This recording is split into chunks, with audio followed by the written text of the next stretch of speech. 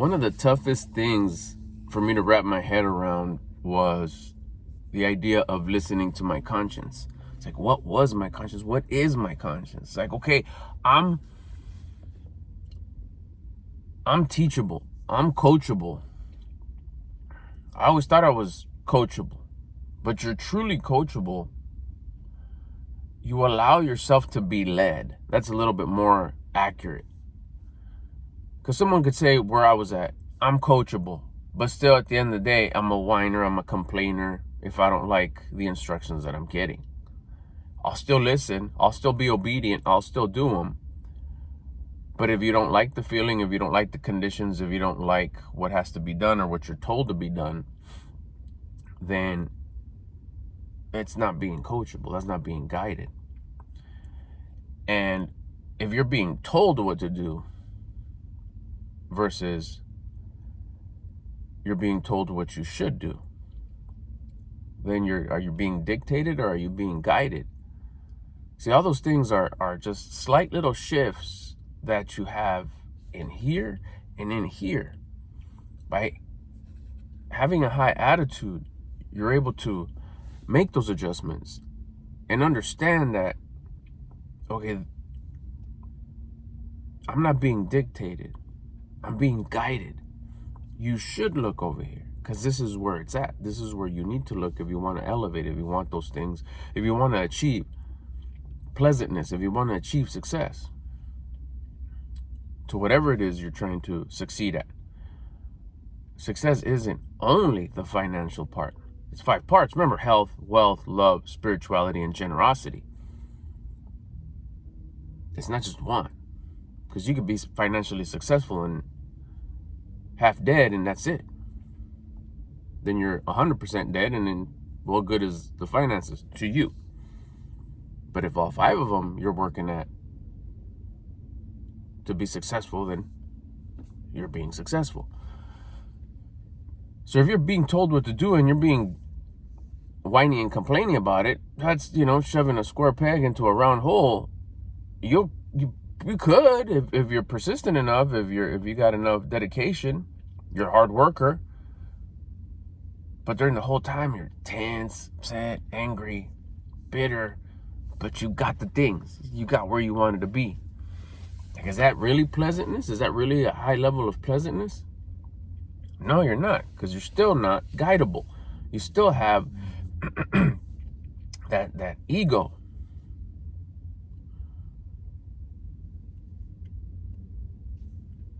I learned that someone who's humble, my definition that I learned and I understand, I believe that it's my definition of humble, is someone who's able to be led and is free from any low attitude feelings such as complaining or whining. Or you find someone who is in a position that you want to be in or is going in the direction that you want to go. Because that person who's leading you doesn't have to be way ahead. It could be just a little bit ahead. And they could start guiding you. Like, they could be 4 steps ahead of you and say, hey, I'm going this way and it's really good over here. And I see myself getting closer. Here's my receipts. You see that, hey, he's made some changes. And I could see it in him. I could feel it, that he's changing because he's going in that direction and he's figured something out. And he's telling me where I should go. I'm gonna do what you tell me to do. I'm gonna let you guide me because you found a clue and you're following it and you're onto something. It doesn't have to be the guy who's way ahead for him to guide you. You could be guided by somebody who's just a little bit ahead of you, and then he'll be able to tell you if you ask, because he's generous. You say, hey, who are you being guided by? And he can say, oh, I'm being guided by this person over here. They're way ahead or a little bit ahead or both. He has 2. They're going in that same direction and it's happened to both of them. So I'm following them. I found them and they're generous with me. I done what they suggested I do and it's working. Come on. And then you being guidable because you have a high level of being humble. You're not a Mr. Know-It-All or a Mrs. Know-It-All. you start going in the direction that they're guiding you to go. And that's where everything just happens seamlessly, smoothly. You don't question the, like, really, this? Like, burpees? No, you don't understand. I was telling you, I need a better job. Not fit. I'm already fit. I'm not fat. I don't even know if I'm fit. I'm just not overweight, or that doesn't matter to me. I just want a better job. Why are we doing burpees? You must have not heard me. Oh, you're thinking maybe I want to go work at a gym and I need to know how to do burpees so I can go work at a gym? You see that you're questioning it. And if you question it in the sense of being curious, like, how does this work or why? That's also a different story.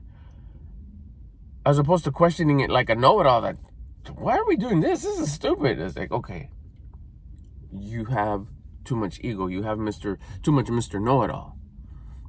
You know more than the person that's ahead of you. Shoot, maybe you should guide that person. Because obviously you know more, which is why you feel stuck, which is not why you're not successful in a certain part of your life. But yet you like where that person is and you're asking them. That part was the part that I was a little confusing to me. It's like, listening to your conscience. That's the ultimate guide. That, to me, I found out that, and it applies the same principle. Don't be a Mr. Know-it-all. Be humble. And I was like, what does humble mean? So somebody explained it to me at this level. At this level, to understand these instructions and understand this form of how the planet works, how the universe works, then it made so much sense. It fell into place. It's like, okay, all I want to be is humble. I was coachable. I was teachable with the things I wanted to learn, how I wanted to learn them. I'll do it, but I'm complaining, so I still had a level of Mr. Know-it-all. Know-it-all enough that I know so much that I know that I could do it and I'll get it done, but I'm still gonna complain. That's me knowing it all. When in reality, what it should have been is humble. Someone who's 100% guidable. You tell me to do this, good. That's all I need to know, and I'm gonna go do it. You're telling me that I should do this. I want to go in the direction that you're going. You obviously have done something. Okay. Do burpees twice a day? Okay. Do burpees till you fail? Okay.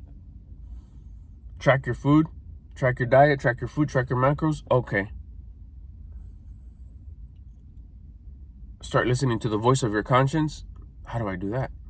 Let's find it. Here's the instructions for that.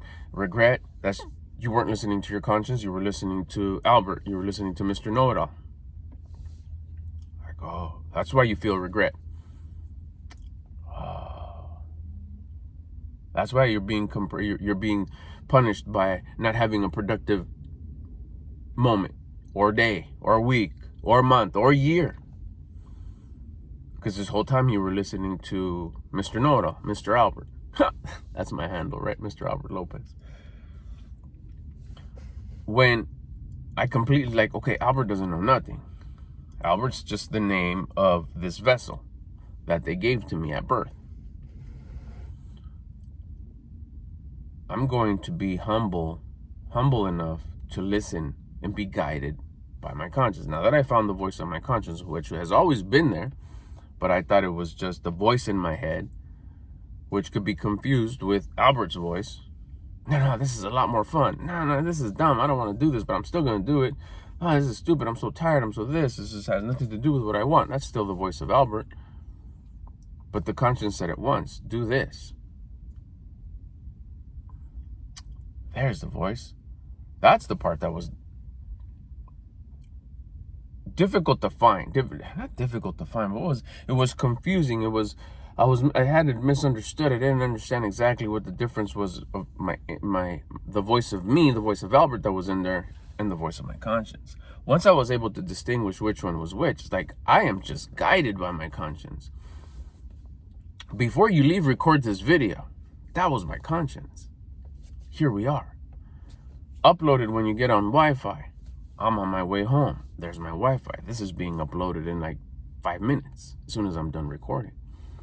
Once you're able to listen to the voice of your conscience and understand that it's guiding you step by step to everything that you want, because your conscience also knows what your factory settings are of what you want. So it's going to guide you step by step on what you need to do, even stuff that doesn't make no sense and has no physical world relatability to the thing that you want. No, I said I wanted that.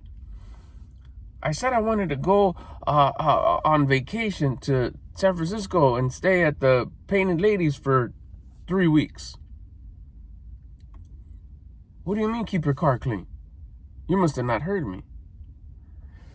But they're all related. It's all intertwined. It's all put together in the sense that if you're listening, if you're allowing yourself to be guided, I'm going to put you in a position to where you have to be in order to achieve a level of attitude that'll stay high enough and you're able to keep it there despite what's going on in the real world.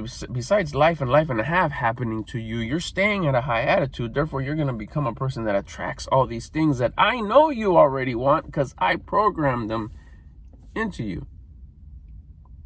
So once you listen to your conscience and you start doing what your conscience is telling you to do, and even more importantly, not doing the things that your conscience is telling you not to do, and just the moment you're humble enough to start listening and understanding that, oh, okay, yeah, this is it. It does not take very long before you smack your head and you think, oh my gosh, why did I fight this so much? Well, because you're a know-it-all. Once you know it all, because you know it all, you fight it because that's what you've done all your life. And the moment you put your guard down and you try it just enough to get like proof, like, oh my God, this is really true. This is really happening. This feels so right. That's when you're at a level of being humble to know that my conscience is the ultimate guide. And it's telling me, even listen to this guy, listen to this person, listen to this girl, listen to this group. Do this, don't do that. And that's when things start working out. I'll catch you on the next one.